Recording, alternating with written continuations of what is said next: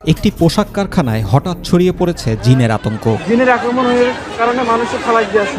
অফিসের টয়লেটে গিয়ে কোনো কারণে অজ্ঞান হয়ে পড়েন এক নারী শ্রমিক। এরপর একে একে অসুস্থ হয়ে পড়েন আরো অনেকে। আমার শরীরে এমন ঝাঁকি দিল, চোখ আন্ধার হয়ে গেছে। কারখানায় জিনের আছর পড়েছে মনে করে স্থানীয় মসজিদের ইমাম ডেকে মিলাদের ব্যবস্থা করে কর্তৃপক্ষ।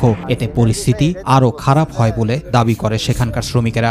সকালে মিলাদ পড়ানোর পরে সব দিক থেকে জিনেরা শরীরে ভর করে। এমনকি মিলাদ চলাকালীন অবস্থাতেও অসুস্থ হয়ে পড়েন আরও কয়েকজন। সব মিলিয়ে অন্তত ৩৩ জন শ্রমিক স্থানীয় নারী ও শিশু হাসপাতালে চিকিৎসা নিয়েছেন বলে জানান হাসপাতালের senior operation manager Mohammad Harunur Rashid. আমাদের আশুলিয়ার নিউ এজ গার্মেন্টস নামে একটি ফ্যাক্টরি রয়েছে, সেই ফ্যাক্টরি থেকে হঠাৎ করে অনেকগুলো রোগী চলে আসে। ইমার্জেন্সিতে আমাদের এখন পর্যন্ত প্রায় ৩৩ জন রোগী আমরা রিসিভ করেছি এবং তাদেরকে প্রাথমিক চিকিৎসা দিয়ে ছেড়ে দেওয়া হয়েছে। এর আগে পোশাক কারখানাটিতে কয়েকদিন ধরেই অস্বাভাবিক পরিস্থিতি বিরাজ করছিল।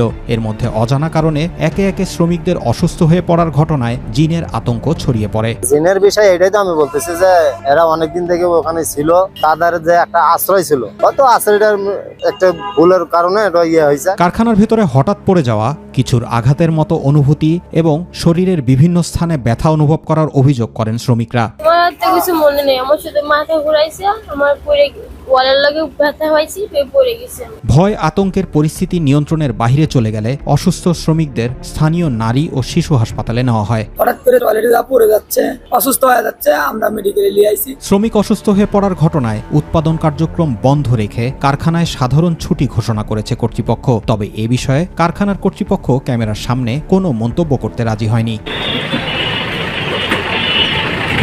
এটি জিনের আতঙ্ক নাকি মানসিক ভীতি থেকে তৈরি গণ আতঙ্ক, তা নিয়ে চলছে নানা আলোচনা। তবে একের পর এক শ্রমিক অসুস্থ হয়ে পড়ার ঘটনায় এখনও আতঙ্ক কাটেনি আশুলিয়ার নিশ্চিন্তপুর এলাকার ওই কারখানায়।